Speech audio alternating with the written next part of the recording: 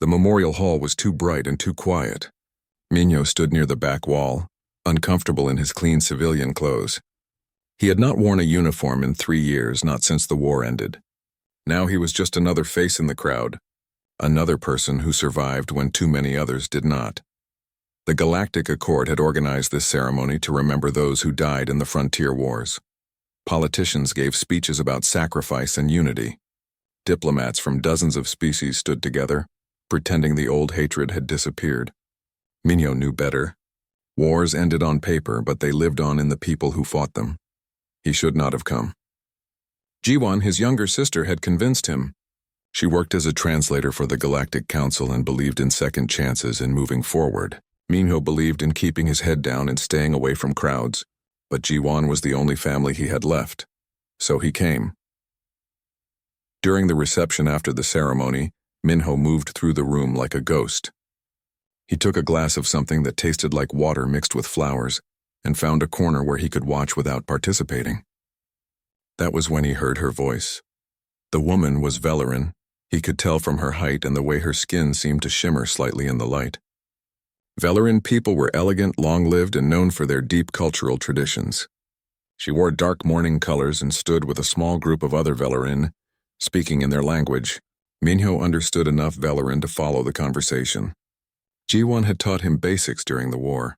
The woman was talking about humans. Her words were sharp, bitter. She said humans did not understand real loyalty. They were too young as a species, too aggressive, too focused on themselves. They lived short lives and made short promises. They could not comprehend what it meant to truly devote yourself to something beyond your own interests. The words hit Minho like a physical blow. He thought of his squad, the men and women he had led. He thought of the day everything went wrong, the impossible choice he had made, the people he had failed to save. His hand tightened around his glass. He should have walked away. The smart thing was to leave, to go home, to forget he heard anything. But Minho had stopped doing the smart thing 3 years ago when he watched his squad die. He walked over to the Velarin group. The woman looked at him as he approached. Her eyes were a pale gold color and they were cold. The other Velarin stepped back slightly, uncertain. Minho spoke in careful Velarin, using the formal terms Jiwan had drilled into him. He said he had heard her words about human loyalty. He said he wanted to prove she was wrong. The woman studied him for a long moment. When she spoke, her voice was tired. She asked what a random human soldier thought he could prove to her. She had lost her husband in this stupid war. She had heard enough empty promises from humans who started the fighting in the first place. Minho understood her anger. He had felt the same rage at the universe after losing his squad. But he needed to do this, needed to prove something, maybe to her but mostly to himself. He used a Velarin custom that Jiwan had mentioned once. It was an old tradition, a formal pledge of service. He told the woman he would guard her home for 10 years. No payment, no recognition, nothing except that at the end she would acknowledge his service. 10 years to prove that at least one human understood loyalty. The other Velarin looked shocked. One of them whispered that this was serious, that such pledges were ancient and binding.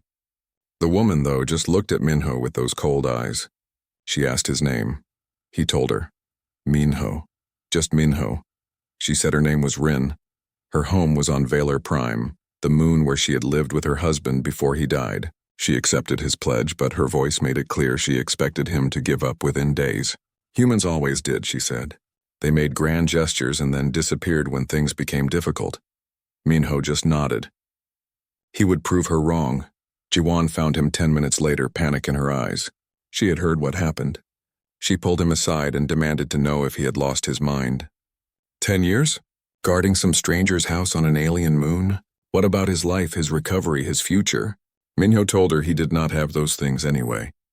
He had been drifting for 3 years, unable to move forward, unable to let go. Maybe this would help.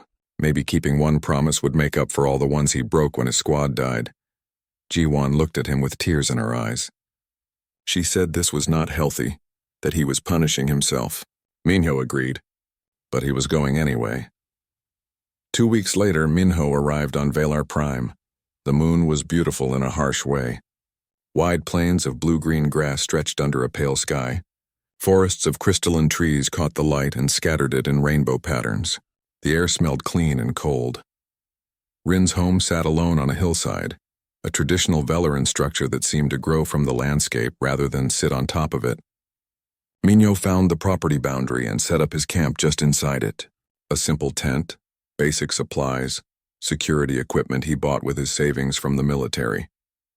Rin did not come out to acknowledge his arrival. He had not expected her to. He began his routine: walk the perimeter at dawn, check for signs of intrusion, maintain the security sensors, walk again at dusk.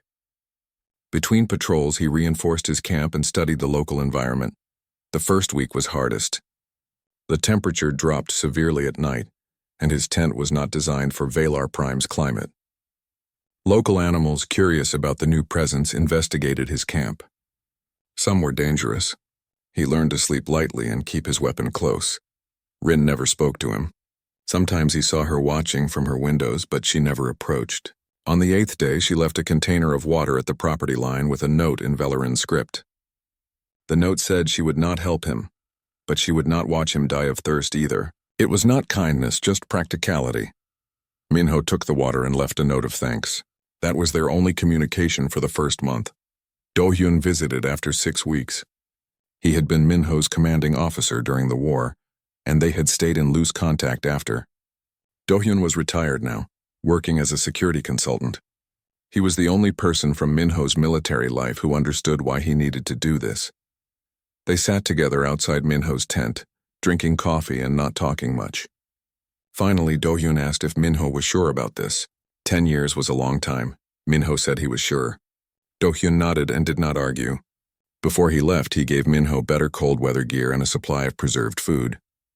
He said he would check in every few months. Minho thanked him. 3 months in, Minho had adapted to the routine. His body remembered the discipline of military life. Wake before dawn, patrol, maintain equipment, patrol again, sleep. The simplicity was almost peaceful. He did not have to think about the past or worry about the future. He just had to keep his promise. Local Velarin from the nearby settlement began noticing him. A few would stop during their travels to stare at the human living in a tent on Rin's property. Word spread about the strange pledge. Some thought it was noble. Others thought it was stupid. Most just found it curious. One local, a merchant named Thora, who was not Velarin but a different species called Kreth, started stopping by once a week. Thora was reptilian, practical, and had a good sense of humor. She brought supplies to trade and news from the settlement. She said Minho was either very brave or very foolish, and she had not decided which yet. Minho appreciated the company, even if their conversations were brief. Thora respected that he was there to work, not socialize. 6 months after his arrival, everything changed. Minho was running his evening patrol when he noticed signs of disturbance near the eastern property line. Boot prints, broken vegetation, marks that suggested someone had been watching the house. He went on alert immediately. That night, 3 figures approached the house. They moved like professionals, quiet and coordinated. Raiders probably looking for easy targets. Velarin homes often had valuable items, and a widow living alone seemed like an easy mark. They had not counted on Minho. He confronted them before they reached the main structure. His military training took over. He was outnumbered but had the advantage of knowing the terrain. The fight was short and brutal. Minho disabled 2 of the raiders quickly, but the third had a blade and was skilled with it. The blade caught Minho across his ribs and his shoulder. Pain exploded through him, but he could not stop. If he went down, Rin was unprotected. He forced himself to keep fighting, to use every dirty trick Do-hyun had ever taught him. Finally, the third raider went down. Minho secured the raiders with zip ties from his gear, then activated his emergency beacon to alert local security. Only then did he let himself acknowledge how badly he was hurt. Blood soaked his shirt. His vision was starting to blur. He made it to Rin's door and knocked once before his legs gave out. The door opened. Rin stood there, backlit by the warm light from inside. She looked down at Minho bleeding on her doorstep, looked at the 3 unconscious raiders beyond, and something changed in her face. She helped him inside. Her hands were steady as she worked on his wounds, using a medical kit that suggested she had training. Minho tried to stay conscious, tried to explain what happened, but the words would not come properly. He managed to say that her home was secure, that local security was coming, that he had kept his promise. Rin told him to be quiet and stop being stupid. She said he was going to bleed out on her floor if he did not shut up and let her work. As Minho's vision faded, the last thing he saw was Rin's face, no longer cold but filled with something he could not quite name. Maybe it was concern. Maybe it was respect. Maybe it was the first crack in the wall she had built around her grief. When he woke up 3 days later in a medical facility, Rin was sitting in a chair by his bed. She looked tired. When she saw his eyes open, she spoke without greeting or introduction. She asked him why he really did it. Why he stayed, why he fought, why he nearly died for a stranger who had been nothing but cold to him. Minho's answer was simple. Because he said he would. Rin studied him for a long moment. Then she stood up and walked to the door. Before she left, she spoke without turning around. She said he was a fool, but perhaps not the kind of fool she thought all humans were. Then she was gone. Minho lay in the medical bed and felt something he had not felt in 3 years. Not quite peace, not yet, but maybe the beginning of it. He had kept his promise. For the first time since his squad died, he had not failed to protect someone. He had 9.5 years left to go, but now for the first time he believed he could make it. 2 years had passed since the night of the raiders. Minho's scars had healed, though they still pulled when he moved certain ways. The settlement no longer found him strange. He was just part of the landscape now, the human who lived in a tent and walked the same paths every day. His tent had become more permanent. Tohyun had helped him build a small shelter with actual walls, something that could withstand the worst of Valar Prime's weather. It was still simple, still temporary in spirit, but it kept him alive through the seasons. Thora visited every week now, bringing supplies and gossip from the settlement. She had started calling Minho her favorite stubborn human. He was not sure if it was a compliment, but he appreciated her company. In the long stretches of silence between her visits, the merchant's rough humor was something to look forward to. Rin had changed toward him, though the change was small and slow. She no longer pretended he did not exist. Sometimes she would leave things at the property line. Food that would spoil if she did not share it. A blanket when the weather turned cold. Once a medical kit to replace the one he had used up. She never left notes anymore. The items appeared and that was all. Minho understood this was her way of acknowledgement. Velarin people were proud and Rin had her grief to protect. These small gestures were more than he had expected. He always left a smooth stone by the items as thanks. A Velarin custom Jiwan had taught him. The stones were always gone by the next day. Jiwan came to visit twice in those 2 years. Both times she looked at Minho's weathered face and thin frame with worry. She tried to convince him to come home to live a normal life. Both times he refused gently. This was his normal life now. The second year was harder than the first in some ways. The routine that had saved him now felt like a weight. Wake, patrol, maintain, patrol, sleep. Every day the same. He started to understand why prisoners went mad in solitary confinement. The mind needed more than duty to survive. So Minho began to pay attention to smaller things. The way the crystal trees changed color with the seasons, the patterns of the local bird-like creatures, the way the wind moved through the blue-green grass. He started sketching in a notebook Doyun had brought him, rough drawings of the landscape and the creatures he saw. It was not art, but it was something beyond survival. That mattered. Late in the second year, a massive storm rolled across the plains. Minho had experienced bad weather before, but this was different. The sky turned an ugly green color and the wind carried ice. His shelter groaned under the assault. He secured everything he could and prepared to wait it out. 3 hours into the storm, part of his roof tore away. Ice and wind poured into his shelter. Minho grabbed his emergency pack and made a decision. He could not stay here. He ran through the storm toward Rin's house, the only solid structure within reach. He pounded on her door, unsure if she would even hear him over the wind. After a long moment, the door opened. Rin stood there, her face unreadable. Minho shouted over the storm, asking if he could wait in her outer vestibule, just until the storm passed. Rin looked at him for a moment, then stepped aside. She led him not to the vestibule, but to a small room near the entrance. It had a bench and a heating unit. She told him to stay there, then disappeared deeper into the house. Minho sat on the bench, dripping ice water onto her floor, and felt strange. This was the first time he had been inside her home. The walls were covered with Velarin art, abstract patterns that seemed to shift when you looked at them. Everything was neat, ordered, but there was a sadness to the space that went beyond simple grief. Rin returned with a towel and a cup of hot liquid. She handed them to Minho without speaking, then sat on the other end of the bench. They listened to the storm rage outside. After a long silence, Rin spoke. She asked him about Earth. What was it like? Was it as violent as the other species said? Minho thought about how to answer. He said Earth was complicated. Humans were violent sometimes, yes. They fought among themselves before they ever reached the stars. But they were also capable of great kindness, great sacrifice. They were young and made mistakes, but they were trying to learn. Rin asked if he thought the war was a mistake. Minho said yes without hesitation. The war had been about resources and pride, and it had cost too much. He told her about his squad, about being a sergeant responsible for 12 people. He told her about the day they walked into an ambush, about the choice he had to make. Save the people he could reach or die trying to save them all. He chose to save 6. The other 6 died. He had never told anyone the full story before. Not Jiwon, not Do-hyun, not the military therapists. But sitting in Rin's house while the storm tried to tear the world apart, the words came out. When he finished, Rin was quiet for a long time. Then she spoke about her husband, Kalen.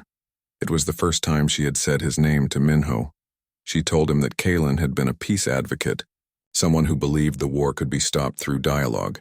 He had been part of a diplomatic mission trying to prevent an escalation between human and Kreth forces. The mission had been attacked. No one ever determined who fired first. Humans or Kreth or some third party trying to keep the war going. It did not matter. Kalen died in the crossfire, along with most of the delegation. Rin had been home waiting for him to return. Instead, she received a message from officials expressing their regrets and saying his death was not in vain. She said the words tasted like lies. His death was completely in vain because nothing changed. The war continued. The same officials who sent condolences sent more soldiers to die. She retreated here to this house they had planned to retire in and tried to grieve alone. Then a human showed up and made a promise that seemed designed to mock everything she felt. She had expected him to leave within days, proving her right about humans and their shallow commitments. Instead, he stayed, and nearly died protecting her home from raiders. Rin looked at Minho directly. She asked him why he was really doing this. Not the formal answer about proving loyalty. The real reason. Minho was quiet for a moment. Then he said he did not know how to live with what he had done, leaving 6 people to die because he could not save everyone. It was the right tactical choice, but it felt like the worst failure of his life. He could not bring them back. He could not undo that moment. But maybe if he kept this promise, if he proved he could protect someone completely, it would mean something. It would not erase his failure, but it might balance against it somehow. Rin said that was a heavy burden to carry for 10 years. Minho agreed. But it was his burden to carry. They sat together until the storm passed, not speaking much more, but the silence was different now. It was not hostile or uncomfortable. It was the silence of 2 people who understood each other's pain without needing to explain it further. When the storm ended, Minho thanked Rin and returned to his damaged shelter. She watched from her doorway as he began repairs. Before she went inside, she called out to him. She said that tomorrow she would leave materials for him to properly fix the roof. It was not charity, she said. She just did not want to listen to him hammering at all hours because his repairs were inadequate. Minho smiled slightly and agreed. The next morning, there were materials at the property line. More than he needed for the roof. Enough to properly reinforce the entire shelter.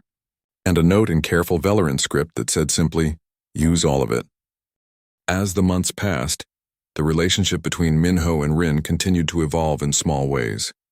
She began sitting outside her house in the evenings, reading or simply watching the sunset. Minho could see her from his patrol routes. Sometimes she would acknowledge him with a small nod. Once, during a particularly beautiful sunset, she called out to him and asked if he wanted tea. Minho accepted. They sat on her porch drinking tea in silence, watching the sky turn colors that Earth never produced. Neither felt the need to fill the quiet with words. It became an occasional ritual. Not every day, not even every week, but sometimes. Tea and silence and the shared understanding that both of them were still learning how to live with their losses. Do-hyun visited again near the end of the 2nd year. He sat with Minho outside the shelter and looked at him carefully. He said Minho seemed different, calmer, less haunted. Minho admitted he felt different. The nightmares about his squad still came, but less frequently.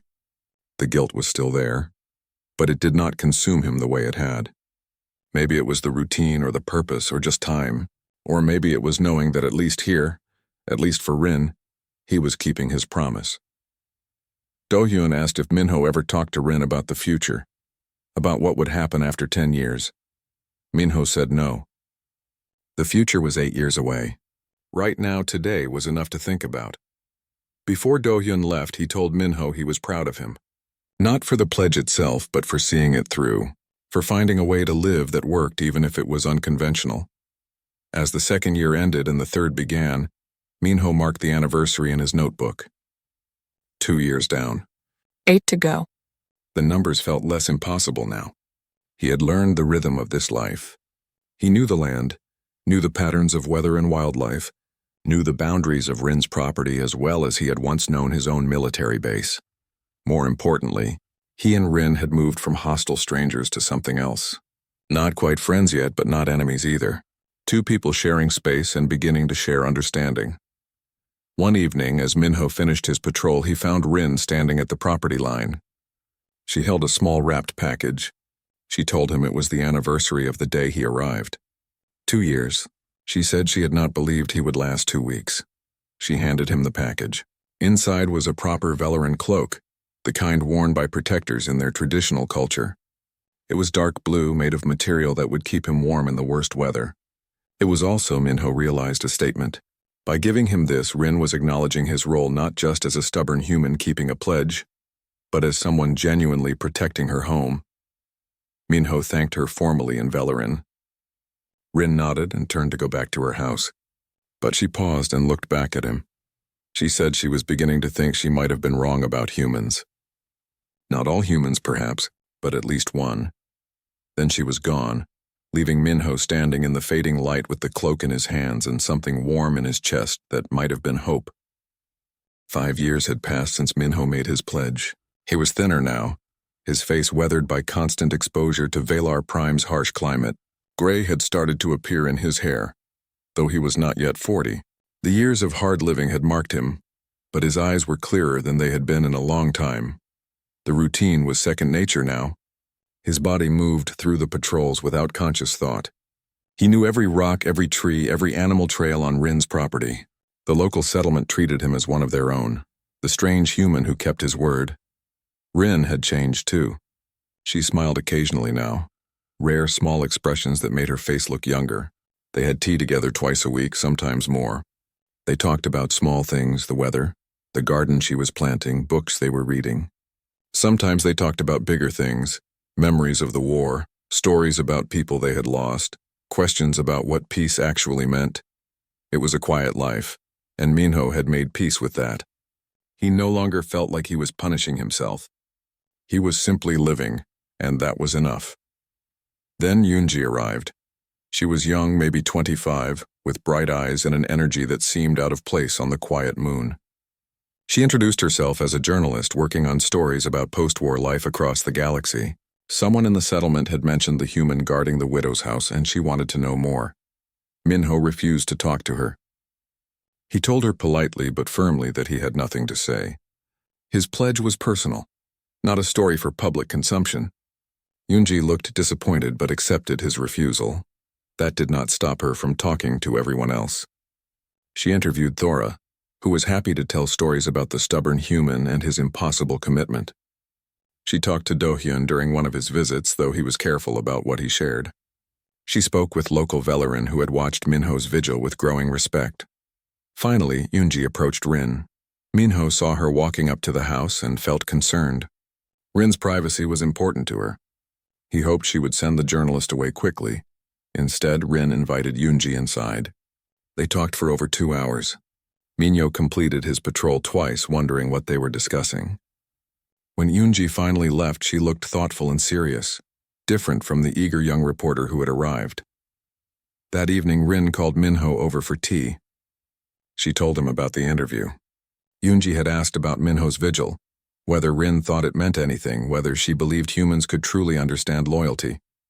Rin had surprised herself with her answer. She told Yoonji that 5 years ago, she believed humans were fundamentally incapable of real devotion.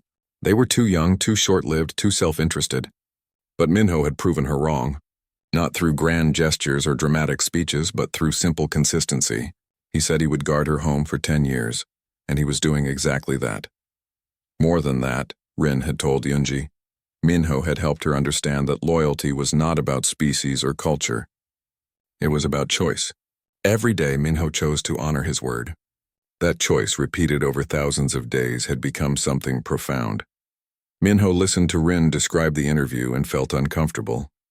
He had not done this for recognition or to prove philosophical points. He had done it because he needed to for himself. Rin seemed to understand his discomfort. She told him that Yoonji would probably publish the story. It would bring attention neither of them wanted. But Rin said she had spoken honestly because after 5 years of watching him, she owed him at least that much truth. 3 weeks later, the article appeared on major galactic networks. Yoonji had written it carefully, focusing not on Minho as a hero but on what his actions represented. She included Rin's perspective, Thora's observations, and comments from local Velarin about how one human's quiet commitment had changed their view of humanity. The response was immediate and overwhelming. Some humans celebrated Minho as proof of humanity's worth. Others criticized him as wasting his life on a pointless gesture. Alien perspectives varied wildly. Some species found the entire thing meaningless, while others, particularly those with strong honor traditions, saw deep significance in his commitment. The Velarin diplomatic community was especially interested. For Minho to have engaged with their traditions so seriously, to have maintained a formal pledge for 5 years, meant something to them culturally. Within days, people started arriving at the settlement. Tourists wanting to see the human guardian, other journalists wanting interviews, political opportunists hoping to attach themselves to the story, corporate sponsors offering endorsement deals. Minho refused all of it. He continued his patrols and said nothing to the visitors. The settlement elders, respecting both Minho and Rin, posted notices asking outsiders to leave them alone. Most ignored the requests. Rin found herself in the strange position of protecting Minho's privacy. She issued statements through Velarin officials asking that her guardian be allowed to complete his commitment without interference. She turned away visitors personally, her voice cold and firm. The attention was suffocating. Minho had spent 5 years in peaceful isolation, and now his simple life was disrupted by strangers who thought they understood what he was doing. They did not understand. Most of them did not want to understand. They wanted a story, a symbol, something to support their own beliefs about humans or aliens or the war. During this chaotic period, Minho and Rin drew closer. They had spent years building trust slowly. Now facing external pressure together, that trust deepened. Their tea sessions became longer, their conversations more personal. Rin shared more stories about Kalin, and Minho opened up about his life before the war. One evening, after turning away yet another group of tourists, Rin told Minho she was sorry. She had not meant for the interview to cause this disruption. Minho said it was not her fault. She had spoken the truth as she saw it. He could not be angry about that. Rin said that truth had consequences, though. She asked if Minho ever regretted his pledge. Minho thought about it honestly. Then he said no. The attention was frustrating, but the pledge itself had given him something he desperately needed. Purpose, direction, a way to prove to himself that he could be trusted with responsibility again. He would endure the attention if it meant completing what he started. 2 months after the article, the attacks came. A group of extremists who opposed human integration into the Galactic Accord saw Minho as a symbol of everything they hated. His vigil suggested that humans were worthy of respect, that they could be trusted, that they belonged in the wider galactic community. The extremists wanted to prove otherwise. They came at night, heavily armed and coordinated. Minho detected them on his sensors and immediately went on alert. There were 6 of them, professionals with military training. He was one man with basic equipment. He activated the emergency beacon and prepared to defend Rin's home. The smart thing would have been to retreat, to wait for local security. But retreat meant leaving Rin vulnerable. and Minho had promised to guard her home. He had not promised to guard it only when it was safe. The fight was brutal. Minho used every advantage he had. Knowledge of the terrain, defensive positions he had prepared over the years, tactics Do-hyun had drilled into him. He took down 2 attackers quickly, but there were still 4 left and they were spreading out to flank him. He felt the first shot hit his shoulder, burning pain that made his arm go numb. He kept fighting. A second shot caught his leg. He went down but kept firing. His vision was starting to blur from blood loss and shock. Through the haze, he saw the attackers advancing toward Rin's house. He tried to stand to keep fighting, but his body would not respond properly. He had failed. After 5 years of keeping his promise, he was going to fail at the moment it mattered most. Then Rin appeared. She had not evacuated as he hoped. Instead, she had armed herself and come out to fight. She moved with surprising skill, her weapon precise and controlled. Together, they held the attackers off until local security arrived. Minho's last clear memory before losing consciousness was Rin kneeling beside him, her hand pressed against his shoulder wound, her voice fierce as she told him he was not allowed to die, not after 5 years. He still had 5 more to go. He woke up in a medical facility 3 days later. His body hurt everywhere. Ji-won was there, tears on her face, arguing with doctors about his treatment. When she saw him awake, she immediately started scolding him for being stupid and reckless, while simultaneously hugging him carefully. Rin arrived an hour later. She looked exhausted, like she had not slept since the attack. She sat beside his bed and told him that local authorities had arrested the attackers. More importantly, she had issued a formal statement to the galactic media. She had declared that anyone who threatened Minho threatened her directly. She invoked old Velarin laws about the protection of oath-bound guardians. She made it clear that Minho was not just some human keeping a pledge, but someone under her personal protection and the protection of Velarin tradition. The statement carried weight. Velarin diplomatic influence was significant, and their cultural traditions were respected across the galaxy. Rin had essentially declared that attacking Minho was an attack on Velarin honor itself. Minho looked at Rin and saw something in her face he had never seen before. Not just concern or respect, but fierce protectiveness. She had fought beside him. She had defended him politically and culturally. She had done for him what he had been doing for her all along. He tried to thank her, but she cut him off. She said he was a fool for staying to fight when he should have retreated. She said he was even more foolish for thinking he had to do everything alone. She said that after 5 years of watching him honor his word, she had learned something from him about commitment. Now it was her turn to show that same commitment. Not because of some ancient pledge, but because somewhere along the way, he had become important to her. Not as a symbol or a proof of anything, but as a person she cared about. Minho felt something break inside him, some last wall he had been holding on to. For 5 years he had focused on duty, on keeping his promise, on proving he could protect someone. He had not let himself think about what it meant that Rin had gone from hostile stranger to someone who would fight beside him. He said the only thing he could think to say. "Thank you." Rin smiled, a real smile, sad and warm at the same time. She said he was welcome. Then she told him to rest and heal. He still had 5 more years to go after all, and she would be very annoyed if he died before completing his pledge. As she left the room, Ji-won looked at Minho with knowing eyes. She said that whatever he had found here on Valor Prime, it was more than just a way to deal with his guilt. He had found someone who understood him, and who he understood in return. Minho could not argue with that. 5 years ago, he had made a pledge to prove humans understood loyalty. He had proven that and more. But in the process, he had also found something he did not expect.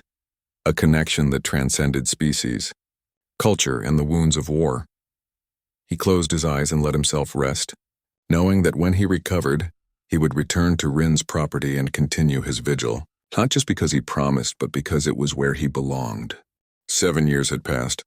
Minho moved slower now, his injuries from the attack still bothering him on cold mornings.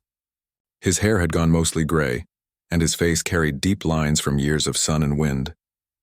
He looked older than his 41 years, but his eyes were steady and at peace. The settlement had long since absorbed him as one of their own.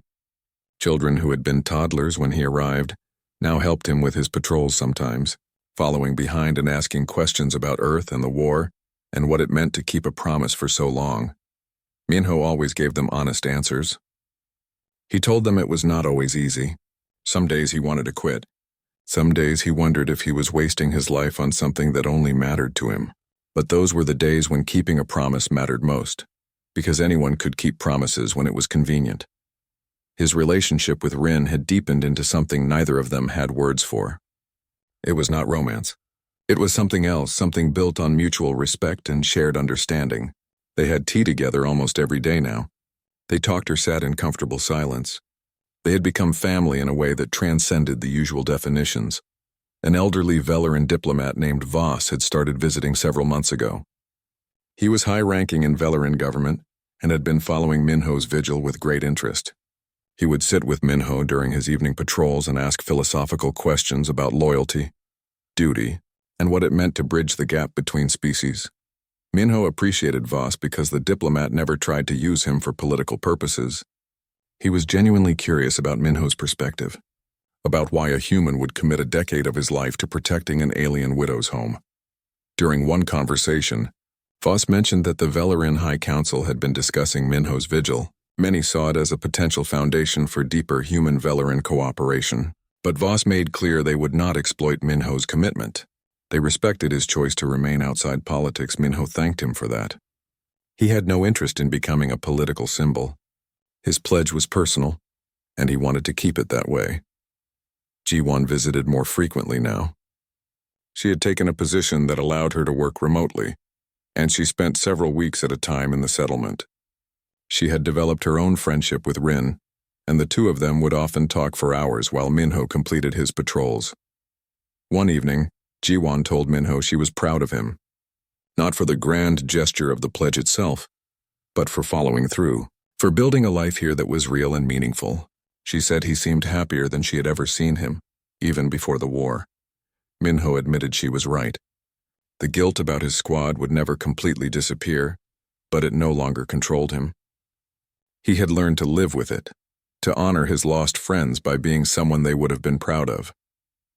The 8th year brought new challenges. The physical toll of 7 years of hard living was accumulating. Old war injuries that he had pushed through for years now demanded attention. There were days when his leg would barely support his weight, when his shoulder screamed with every movement, Rin noticed. She started insisting he take rest days, that he let local security handle some patrols. Minho refused at first. He had made a commitment for 10 years, not 9 years and some rest breaks. They argued about it, their first real argument in years. Rin said he was being stubborn and foolish, that nobody would think less of him for taking care of his health. Minho said the whole point was to complete the pledge as promised.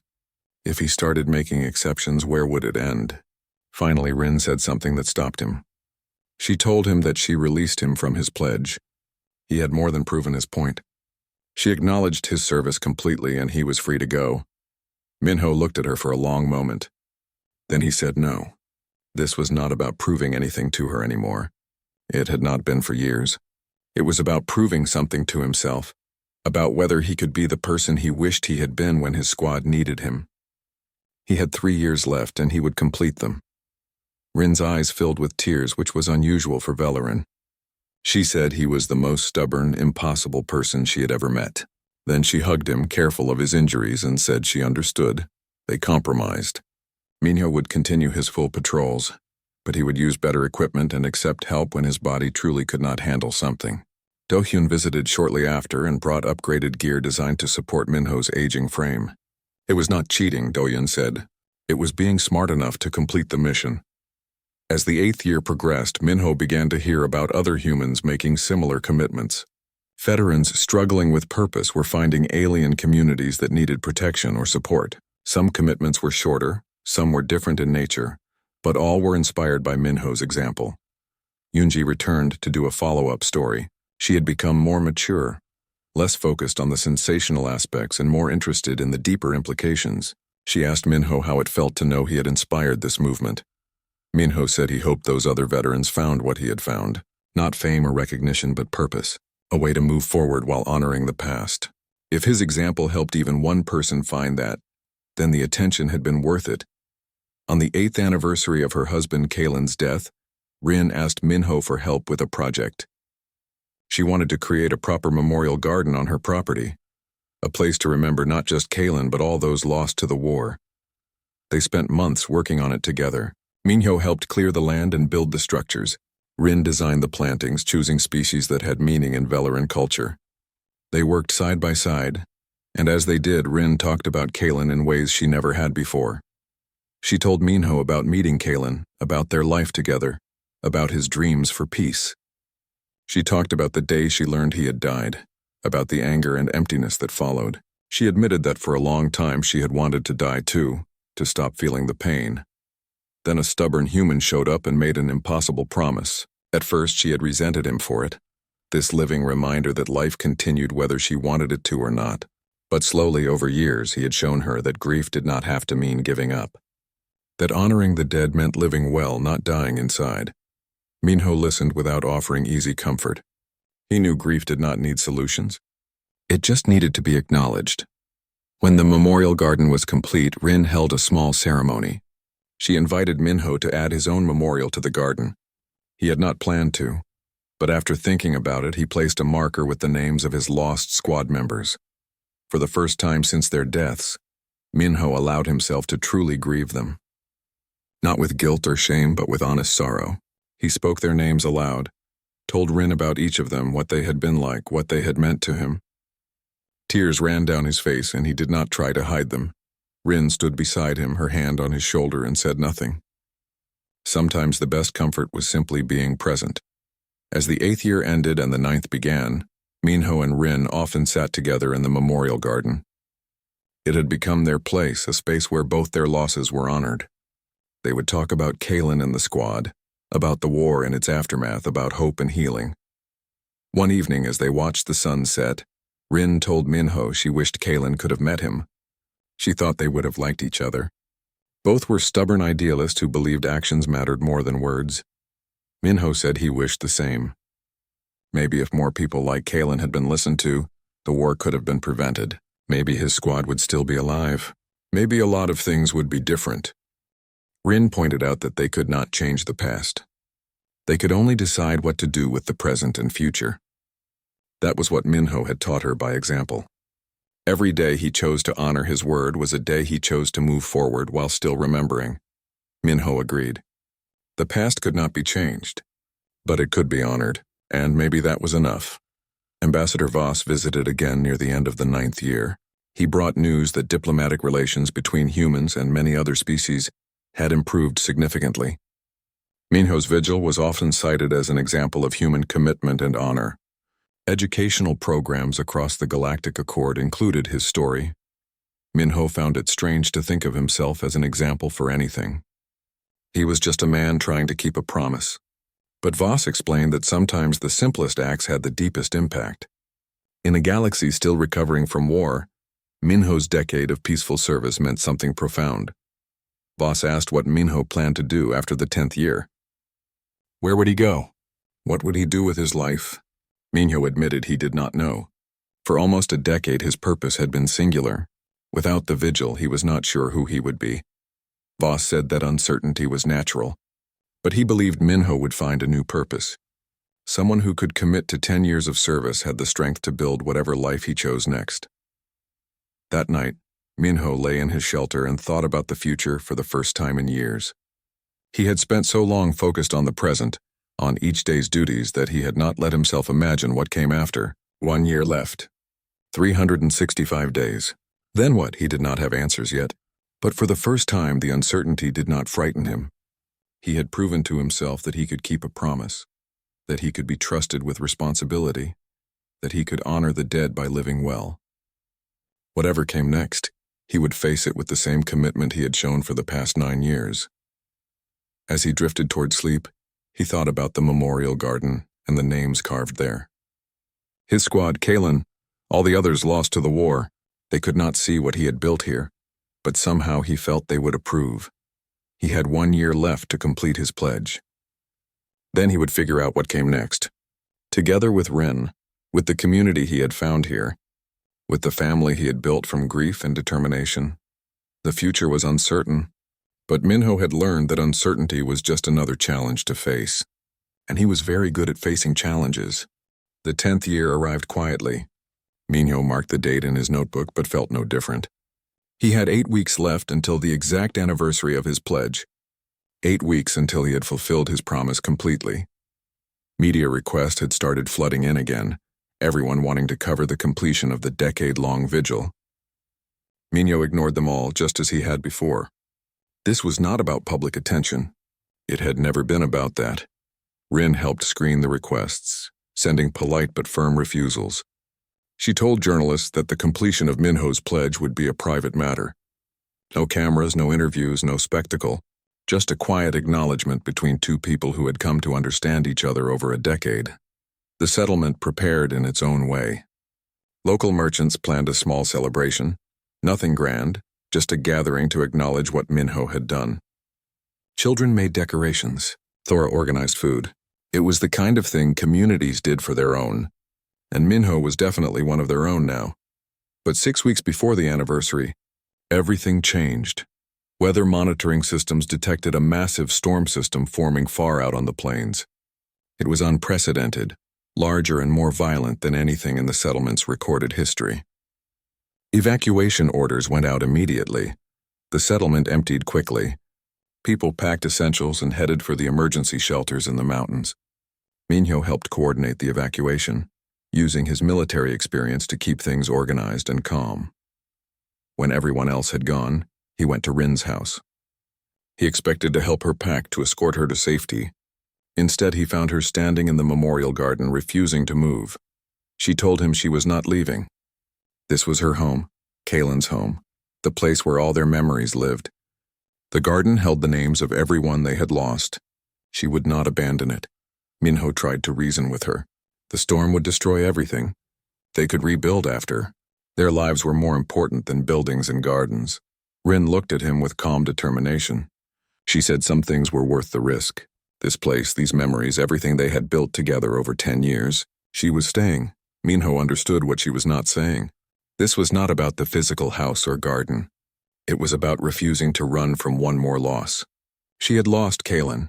She had lost too much already. Here finally was something she could fight to keep. He made his decision in seconds. He told her he was staying too. For 10 years he had promised to guard her home. That promise did not have an exception for catastrophic storms. If she was staying, he was staying, Rin protested. His pledge was almost complete. 6 more weeks and he would be free. It was foolish to risk everything now. Minho pointed out that she was taking the same risk. If it was worth it for her, it was worth it for him. They had been in this together for 10 years. No reason to stop now. They prepared together, reinforcing walls, securing the garden as much as possible, gathering emergency supplies. They worked with the efficiency of people who knew each other completely, who could anticipate each other's movements and thoughts. When the storm hit, it was worse than the warning suggested.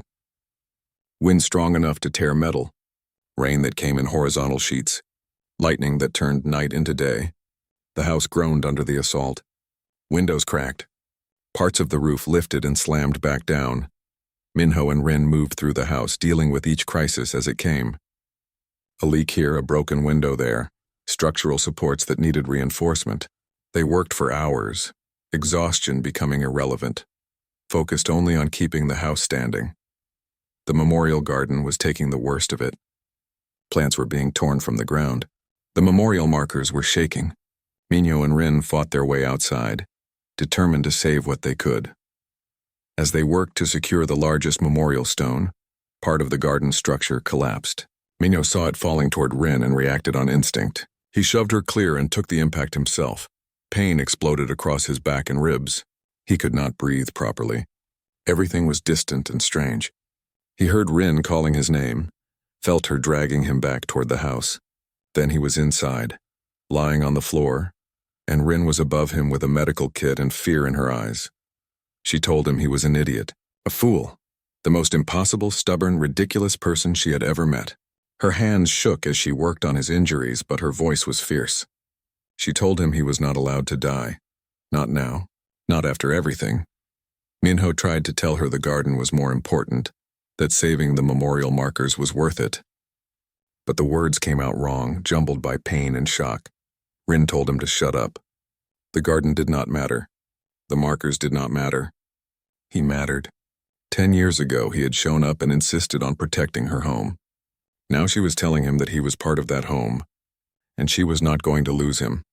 They stayed together through the rest of the storm, Rin monitoring Minho's condition, Minho drifting in and out of consciousness. At some point, the wind began to quiet. The house had held. They had survived. When dawn came, they assessed the damage together. The house was battered but standing. The memorial garden was destroyed, plants torn away, structures collapsed. But the memorial stones themselves had survived, including the markers with the names of Minho's squad and Kalen. Minho's injuries were serious enough that Rin insisted on calling for medical help. He spent 2 weeks recovering, his body finally demanding rest after a decade of hard use. Jiwon came immediately and stayed by his side, crying and scolding in equal measure. During his recovery, something remarkable happened. The entire community came to help rebuild the memorial garden. Not just local Velarin, but people from across the settlement, even from other settlements. They had heard about Minho and Rin staying to protect their home, about their fight to save the garden. People brought new plants, materials, their own time and labor. They rebuilt the garden together better than before. It became not just a memorial for Kalen and Minho's squad, but for all those lost to the war. A place of shared remembrance. 6 weeks after the storm, on the exact 10th anniversary of his pledge, Minho stood in the rebuilt memorial garden. His injuries had healed enough that he could walk without assistance, though he still moved carefully. There was no crowd, no media, just a small gathering. Rin, Jiwon, Dohyun, Thora, Ambassador Voss, and a handful of close friends from the settlement, exactly as Minho and Rin had wanted. Rin spoke first, using formal Velarin words from the ancient tradition Minho had invoked 10 years ago. She acknowledged his service completely and without reservation. She recognized him as Oathkeeper, as guardian, as kin in spirit. She declared that he had proven what she once thought impossible, that loyalty transcended species and culture, that promises could be kept even when everything else fell apart. Then it was Minho's turn. He spoke simply without grand speeches. He thanked Rin for giving him the chance to prove something to himself. He said the past 10 years had been difficult, painful, and lonely at times, but they had also been healing. They had taught him that he could be trusted with responsibility again, that he could keep a promise completely. He admitted he still did not fully understand why he made the pledge that night at the memorial ceremony. Maybe it was grief or guilt or stubborn pride, but over time it had become something else. A way to honor the dead by living with purpose. A way to build something meaningful from the wreckage of war. When he finished speaking, Rin asked him what he would do now. His pledge was complete. He was free to leave, to return to Earth, to build whatever life he wanted. Minho looked around at the garden, at the house, at the gathered friends who had become family. Then he looked at Rin and gave her an answer he had been thinking about for weeks. He wanted to stay, but not as a guard. As family.